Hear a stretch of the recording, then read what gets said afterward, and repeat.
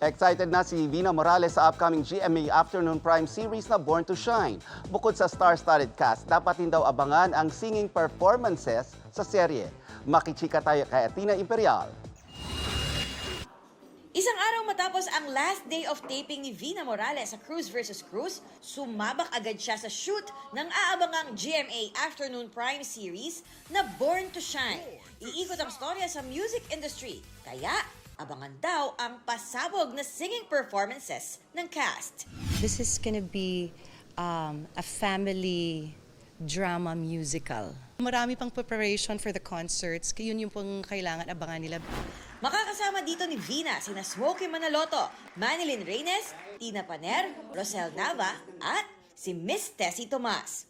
Kwento ni Vina, salungat daw ng kanyang role bilang diva na si Dara Halari ang personality niya as a mom in real life. I try to be really understanding to my daughter, si Yana, and kung ano yung mga nilalambing niya na ibibigay ko kaagad. But she's not spoiled, ha? Oo. But I say it in a nice way, in a sweeter way, I guess. Kasi si Dara medyo may cold heart.